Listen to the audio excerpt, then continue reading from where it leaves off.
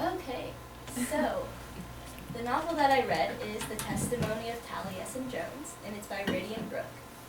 And so the novel deals with a boy at the brink of childhood and adolescence, and he's dealing with this spiritual awakening that he develops during his parents' divorce.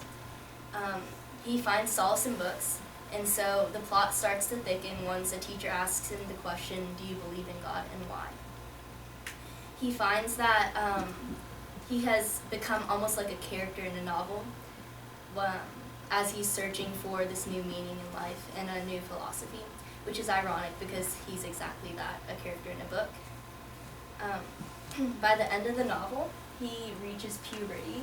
Oh wait, that's not it yet. He reaches puberty, and so that coincides with a new spiritual peace that he finds by being content with knowing only the essence of God and developing this broad, wide perspective on the circumstances that surround him.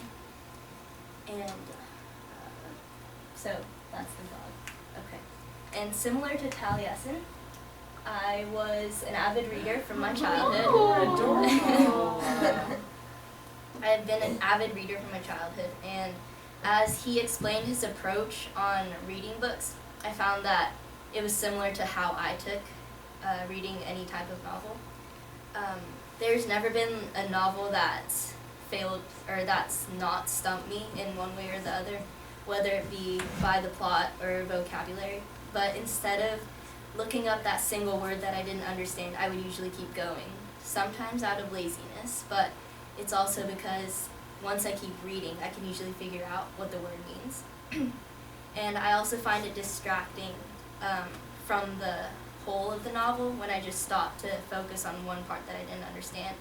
And so I like to wait till the very end to kind of figure out things that I didn't understand, because by the end usually you can pull everything together, because that's how books tend to work.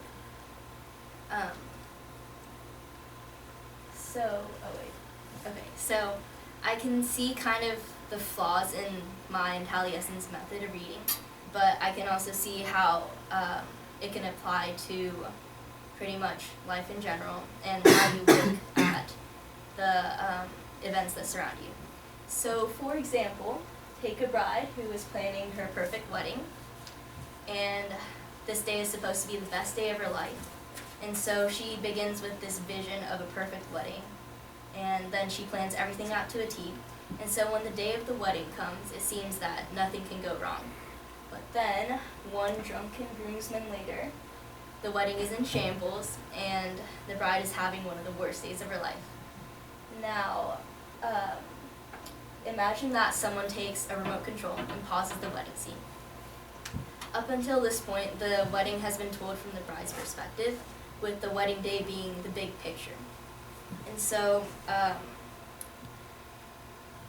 you're looking at the wedding from the bride's point of view, and then it takes kind of looking at it from an aerial perspective to see that the wedding is still a disaster.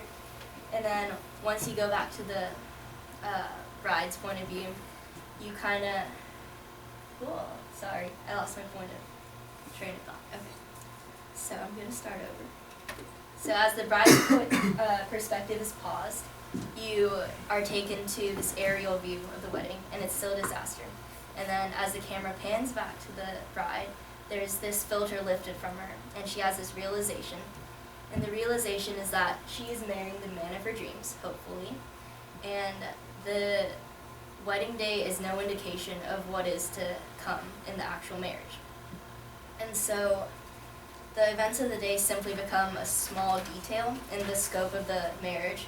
And assuming that the marriage is successful and a happy one, the wedding day seems irrelevant.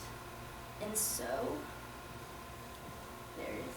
And although it may be hard to kind of detach yourself from these minor details, especially if they're as demanding as the bride's, there is meaning in placing importance on the whole instead of the parts.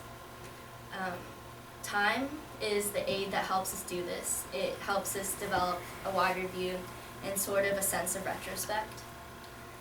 It makes us patient with the present and anxious for the future. And so probably in about 10 years, the bride and the groom, and probably the groomsmen, are all having a beer and laughing about the wedding disaster that happened 10 years ago.